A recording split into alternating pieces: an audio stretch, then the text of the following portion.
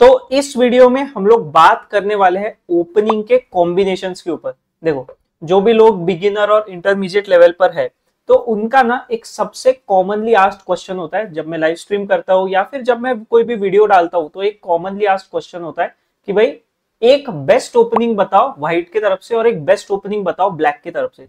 But मैं आपको बताऊं, ये सवाल ही गलत है। अब ये सवाल क्यों गलत है?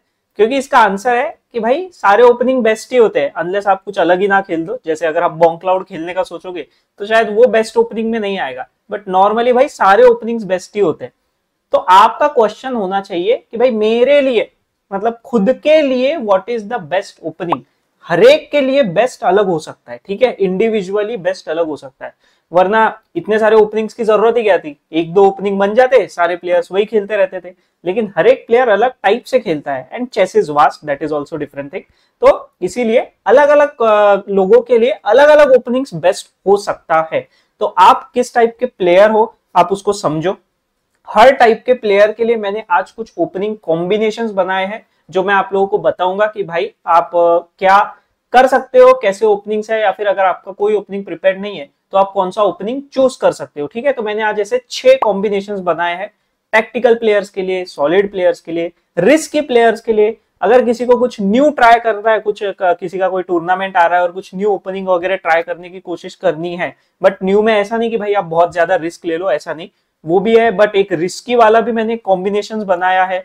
प्लस मैं खुद कौन से वेरिएशंस है जो यूज करता हूं, मैं कौन से ओपनिंग कॉम्बिनेशन है जो यूज करता हूं वो भी बताया है। उसी के साथ में ना मैंने एक बहुत ही इंटरेस्टिंग यहाँ पे पॉइंट ऐड किए हुए हैं। वो ये है कि मैं जब खुद ओपनिंग सीख रहा था, ठीक है, मैंने कहाँ से सीखा और आप कैसे सीख सकते हो डेफिनेटली वो भी मैं कवर करूंगा। लेकिन मैं जब सीख रहा था तो मैंने क्या गलतियां की और उस गलतियों की वजह से मुझे कितनी प्रॉब्लम हुई, और आप वो गलतियां मत करो, वो भी चीज मैंने इसी वीडियो में कवर की हुई है। तो चलो अभी शुरू करते हैं। सबसे पहले कोई अगर बिगिनर लेवल पर है, ठीक है, लोअर रेटिंग के साइड की हम लोग बात करेंगे, मतलब बिलो 700, बिलो 800, ठीक है, आप उस रेंज के बिलो 700 पकड़ लो, उस रेंज के रेटिंग की हम लोग बात करेंगे। और आपको कोई भी ओपनिंग का कोई नॉलेज अभी के लिए नहीं है तो आप कहां से स्टार्ट कर सकते हो। तो आपके लिए मैं दे रहा हूं कॉम्बिनेशन नंबर 1। तो कॉम्बिनेशन नंबर 1 आप सीखो रूई लोपेस, इटालियन और किंग्स इंडियन डिफेंस। ठीक है, अब ये मैं आपको क्यों बता रहा हूं, ये आप इस चीज को समझो। जनरली जो लोअर लेवल्स पे है वो लोग E4 खेलकर गेम की शुरुआत करते हैं। अगर आप D4 से खेलते हो तो उसके लिए आगे भी मैंने दिया है, तो उसका कोई टेंशन मत लो। बट जनरली E4 से गेम की शुरुआत होती है लोअर लेवल्स पे, और आपका ओपोनेंट जनरली मैक्सिमम टाइम खेलेगा E5। हाँ, आप बोलोगे क्या वो C5, D6, E6 ये सारे मूव्स नहीं खेल सकता? खेल सकता है, लेकिन मैंने क्या बोला, जनरली और मैक्सिमम। इस वीडियो में मैं आपको मैक्सिमम चीज ही कवर करने वाला हूं कि भाई आपका 80% ओपनिंग का प्रॉब्लम सॉल्व हो जाए। जो 20% रहेगा वो आपको स्ट्रेटेजीज के थ्रू ही सॉल्व करना है। नहीं तो ऐसे भाई 100 ओपनिंग्स है आपके, 100 के 100 अगर सीखने बैठोगे तो भाई गए, फिर तो काम से गए, फिर आप चेस कब सीखोगे, ऐसा हो जाएगा। ठीक है, तो मैक्सिमम प्लेयर्स मैंने देखा है E4 के अगेंस्ट E5 खेलते हैं लोअर लेवल पे। नाइट F3, नाइट C6, ठीक है। अगर आप अभी बिशप C4 खेलते हो तो ये इटालियन गेम की तरफ चला जाएगा, या फिर गुई को पियानो बोल लो, उस तरफ जा सकता है। और अगर आप बिशप टू B5 खेलते हो तो रुई लोपेस की तरफ चला जाएगा गेम। ठीक है, तो ये आपका 2 वेरिएशंस हो गए, 2 आपके पास में ऑप्शंस अवेलेबल हो जाएंगे। अब मैंने ना जब मैं खुद ओपनिंग सीख रहा था तो मैंने एक बहुत बड़ी मिस्टेक की थी, वो ये कि मैं जब भी कोई ओपनिंग सीखता था तो मैं उसको एक ही साइड से सीखता था। मैं पहले की बात बता रहा हूँ, अभी मैं ऐसा नहीं करता हूँ, अभी मैंने उसको सब रिकवर कर लिया है।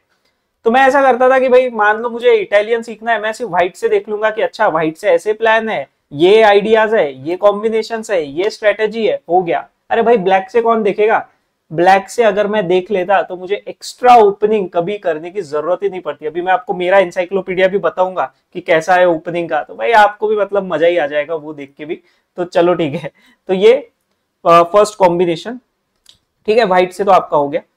ब्लैक साइड से जब आप खेल रहे हो तो या तो अपोनेंट E4 खेलेगा या D4 खेलेगा जनरली, ठीक है, वापस जनरली E4 के अगेंस्ट आप E5 खेलो। ठीक है, अब आपका रुई लोपेस भी प्रिपेयर्ड है और इटालियन भी प्रिपेयर्ड है, जैसे मैंने बोला ब्लैक से भी प्रिपेयर करना है, तो नाइट F3, नाइट C6। अब आपका ओपोनेंट इटालियन खेले या रुई लोपेस खेले, आपका दोनों प्रिपेयर्ड है, आपको कोई टेंशन नहीं। अच्छा, D4 के अगेंस्ट आप night F6, Kings Indian defence की तरफ सीधा सीधा चले जाओ। जैसे आएगा move C4, pawn to G6 और यहाँ से किंग्स इंडियन डिफेंस की तरफ गेम जा रहा है। सिर्फ 3 ओपनिंग सीखो स्टार्टिंग में, 80% ऑफ द आपके गेम्स कवर अप हो जाएंगे, ठीक है। अब जाते हैं हम लोग कॉम्बिनेशन नंबर 2 पे। कॉम्बिनेशन नंबर 2 उन प्लेयर्स के लिए जो सॉलिड खेलना पसंद करते हैं, और ये एक्चुअली मेरा खुद का पहले का कॉम्बिनेशन है, ठीक है, तो ये भी मैं आपको बता के रखता हूं। तो वो कॉम्बिनेशन कंसिस्ट करता है 5 ओपनिंग्स का। तो उसमें कौन सी आती है? Queen's gambit declined, Grunfeld, king's Indian defence, Sicilian defence, Nimzo Indian defence, ऐसी 5 ओपनिंग्स आती है। तो मैं ना सॉलिड खेलना पसंद करता था। मैंने देखा था कि मैक्सिमम लोग E4 खेलते हैं, तो ब्लैक प्लेयर्स E4 के अगेंस्ट प्रिपेयर्ड रहते हैं, ठीक है। ये मेरा अजम्पशन था कि भाई E4 के अगेंस्ट ही लोग प्रिपेयर रहते हैं, D4 के अगेंस्ट ज्यादा प्रिपेयर नहीं रहते, ठीक है। तो ये भी सब मतलब आप पकड़ लो कि ये मेरी गलतियों में से ही एक है कि भाई ओपोनेंट को गलत वे में अज्यूम करना। तो मैंने सोचा कि चलो D4 खेलते हैं। अब ओपोनेंट क्या खेल सकता है? ओपोनेंट D5 खेल सकता है, नाइट F6 खेल सकता है, जनरली ये 2 ऑप्शन होते हैं। तो मैंने सोचा ठीक है, D5, C4, E6, night C3, night F6, ठीक है, ये अगर आता है तो ये तो क्वींस गैम्बिट डिक्लाइन हो गया। तो मैंने क्वींस गैम्बिट डिक्लाइन प्रिपेयर किया। अब मैंने सोचा कि अच्छा, बट अगर नाइट F6 डायरेक्ट आता है, फिर C4, G6 आता है, तो अरे ये तो किंग्स इंडियन डिफेंस खेलेगा। तो मैंने व्हाइट साइड से किंग्स इंडियन डिफेंस भी प्रिपेयर कर लिया। थोड़ा सा अगर आगे जाए तो जैसे नाइट C3, ठीक है, बिशप, और इसके बाद में अगर मतलब नाइट F3 वगैरह अगर मैं कुछ आता हूँ तो D5 वगैरह भी आ सकता है, जो ग्रूनफेल्ड ओपनिंग है। तो मैंने सोचा अरे यार, ग्रूनफेल्ड भी प्रिपेयर करना पड़ेगा। तो ऐसे मैंने 3 ओपनिंग व्हाइट साइड से प्रिपेयर कर लिए थे, ओके। इसके अलावा स्लाव डिफेंस भी है जो आता है, जैसे D5, C4, C6 खेलते हैं। बट मैंने स्लाव को थोड़ा ऊपर ऊपर से देखा था, ऐसे एकदम डीपली नहीं किया था, बट वरना आप उसको भी ऐड कर लो कि भाई स्लाव भी मतलब मेरे प्रिपरेशन में ही था। अब मैंने सोचा भाई मुझे व्हाइट से थोड़ी ब्लैक से भी तो खेलना पड़ेगा। मैं सोचा मेरा ओपोनेंट जब D4 खेलेगा तब मैं क्या खेलूं, पर मैंने ऑलरेडी D4 के लिए ही क्वींस गैम्बिट डिक्लाइन बनाया हुआ है। बट मैंने ये गलती कर दी कि मैंने ये ऐसा सोचा ही नहीं कि यार इसको तो मैं ब्लैक से खेल के भी ब्लैक के तरफ से प्लान देख के इजीली मैं जीत सकता हूँ। मैंने सोचा नहीं यार, मैं ना नाइट F6, C4, E6 ऐसे खेल के ना निम्जो इंडियन डिफेंस की तरफ जाता हूँ, तो इसमें मुझे ज्यादा मजा आएगा। तो इसमें क्या हो गया, मजा तो आया पर मेरा वर्कलोड बहुत ज्यादा बढ़ गया। अब याद रखना पड़ेगा इतने सारे ओपनिंग और उसके सारे के सारे वेरिएशंस, तो वो नहीं रहते याद, बहुत डिफिकल्टी होती थी मुझे स्टार्टिंग में। अब E4 भी तो खेल सकता है ना ओपोनेंट, तो E4 के अगेंस्ट मैं सोचा मैं ना सिसिलियन डिफेंस खेलूंगा, ठीक है। ये तो भी गुड चॉइस थी, ठीक है, क्योंकि E4 मैं ओपनिंग ही नहीं करने वाला हूँ व्हाइट से, तो मुझे E4 के लिए एक वेरिएशन तो भी चाहिए। तो मैंने सिसिलियन चूज किया था, सिसिलियन डिफेंस, उसमें भी ड्रैगन वेरिएशन चूज किया था। ये जनरली उन प्लेयर्स के लिए जो सॉलिड खेल रहे हैं। बट आप एक चीज को समझो, सॉलिड खेलने का ये मतलब नहीं होता है कि भाई उसमें टैक्टिक्स आएंगे ही नहीं, वेटेज की बात होती है। D4 कंपैरेटिवली ज्यादा सॉलिड है, E4 कंपैरेटिवली ज्यादा टैक्टिकल है, ठीक है, कंपैरेटिवली।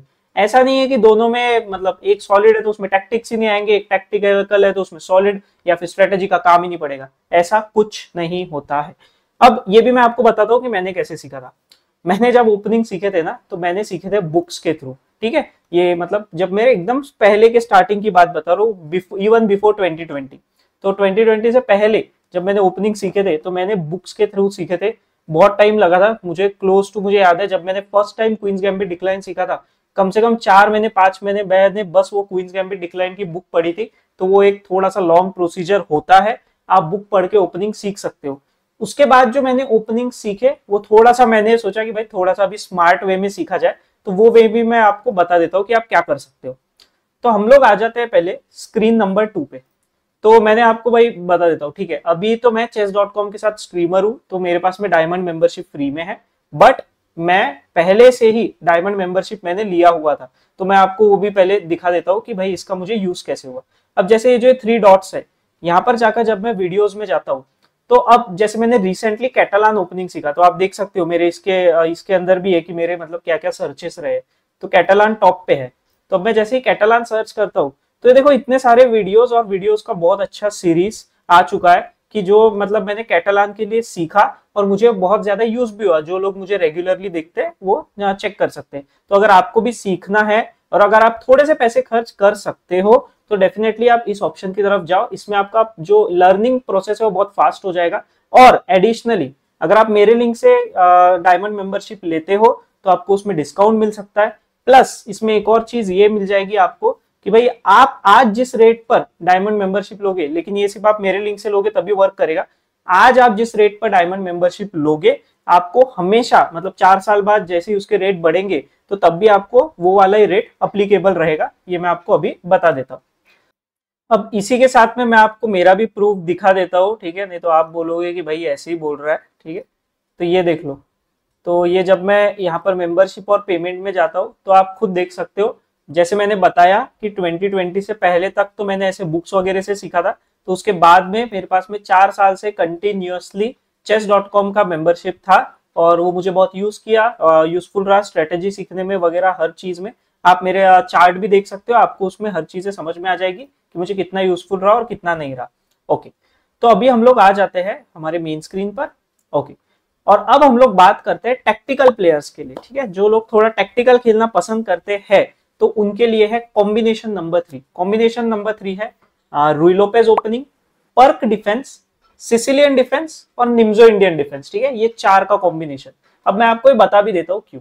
अब टैक्टिकल की मैंने बात की, मतलब मैं E4 प्लेयर्स की बात कर रहा था। E4 के अगेंस्ट जनरली सबसे ज्यादा कॉमनली प्लेड क्या रिस्पॉन्सेज है, एक तो है E5 और दूसरा है C5। तो मैंने जैसे बताया रूई लोपेज, तो अगर आपका ओपोनेंट E5 खेलता है तो आप night F3, night C6, bishop to B5, रूई लोपेज की तरफ जा सकते हो। अगर आपका ओपोनेंट खेलता है पॉन टू C5 तो आप फिर इसके बाद में सिसिलियन डिफेंस की तरफ जा सकते हो, जो कि नाइट F3, D6, D4 है ना, और ये वाला एक्सचेंज, ये तो बहुत ही ज्यादा कॉमन है, ओपन वेरिएशन है ये सिसिलियन का। इसमें से और भी आगे बहुत सारे वेरिएशंस आ सकते हैं। अब जब आप खेलोगे ब्लैक साइड से, तो ब्लैक साइड से या तो ओपोनेंट D4 खेलेगा या तो फिर E4 खेलेगा। अगर उसने D4 खेला तो फिर जैसे मैंने बताया, अब आपने निम्जो इंडियन प्रिपेयर किया है, night F6, C4, E6, night C3 और फिर बिशप टू B4, ये हो गया निम्जो इंडियन डिफेंस, आप ये खेल सकते हो। अगर आपका ओपोनेंट E4 खेलता है तो आप D6 खेलकर पर्क डिफेंस की तरफ जा सकते हो। पर्क डिफेंस थोड़ा थोड़ा ना किंग्स इंडियन डिफेंस जैसा ही दिखता है, जैसे नाइट इधर खेल लिया, फिर नाइट आ गया, G6 आ गया, ठीक है, तो ये पर्क डिफेंस हो गया। इवन D4 के अगेंस्ट भी आप D6 खेल सकते हो, बट उसको किंग्स इंडियन डिफेंस बोला जाएगा, लेकिन आपके जो मूव्स है वो पर्क डिफेंस जैसे एग्जैक्ट सेम रहेंगे। स्ट्रेटेजीज भी आप ऐसा पकड़ लो 90 क्या मैं मतलब 99% सेम रहेगी। एक हाथ जो छोटा मोटा है वो तो यार डिफरेंसेस हर इसमें कुछ ना कुछ आते ही रहते हैं, ठीक है। तो ये हो गया टैक्टिकल प्लेयर्स के लिए कॉम्बिनेशन नंबर 3। अब मैं आपको बताता हूँ कॉम्बिनेशन 4, जो मेरा करंट कॉम्बिनेशन है, अब मैंने उसको कितना ईजी कर दिया है ये मैं आपको बताता हूँ। अब जैसे आपने देखा, मैंने अभी रिसेंटली सीखा कैटालान ओपनिंग, तो मेरे अभी जो कॉम्बिनेशन नंबर 4 है उसमें है कैटालान, सिसिलियन और निम्जो इंडियन डिफेंस। बस ये 3 कॉम्बिनेशन हो गया भाई, जितना कम उतना अच्छा उतना बेस्ट, ये अपना सीधा सीधा बात है। तो अब देखो, जब भी मैं खेलता हूँ D4, अब ओपोनेंट क्या खेल लेगा, खेल खेल के D5 खेलेगा, ठीक है, D5 खेल ले, C4 आएगा, E6 आएगा, और फिर मैं खेलता हूँ मूव पॉन टू G3 या फिर pawn to night to F3, कोई कुछ भी खेल सकते हैं। फिर नाइट आएगा, बिशप G2 और फिर बाद में बिशप E7, नाइट F3, ये सारा कैटालान ओपनिंग का सेटअप है। ओके, अभी इसको मैं पीछे लेता हूँ कि भाई और क्या आ सकता है, अरे ओपोनेंट लेकिन नाइट F6 भी तो खेल सकता है, हाँ ठीक है खेलने दो, नाइट F6, E6, उसको लगेगा निम्जो इंडियन आ रहा है, बट नहीं, मैंने खेल दिया नाइट F3।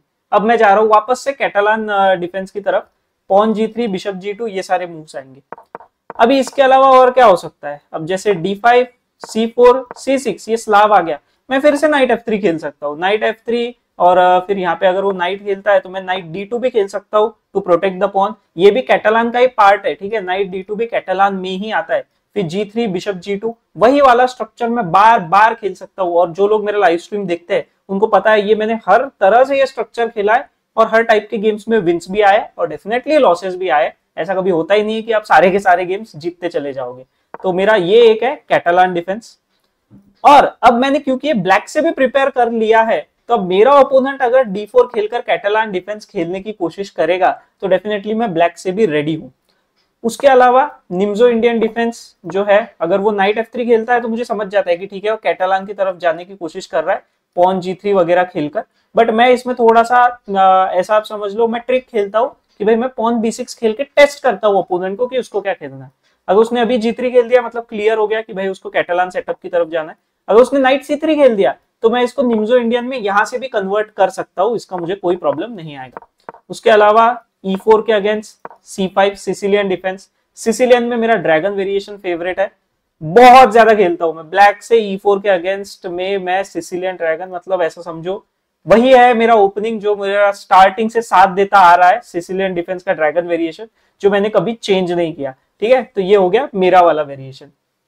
अब हम लोग आ जाते हैं कॉम्बिनेशन नंबर 5 पर। अब ऐसा हो सकता है कि आपको शायद कुछ डिफरेंट चाहिए, आपका कोई टूर्नामेंट आ रहा है तो आपको उसको मतलब उसके लिए कोई ऐसे अलग सा कुछ ओपनिंग चाहिए, but at the same time वो रिस्की नहीं होना चाहिए क्योंकि आप वो टूर्नामेंट में खेलने वाले हो, एक भी पॉइंट अगर इधर का उधर हो गया तो फिर बहुत प्रॉब्लम हो सकती है।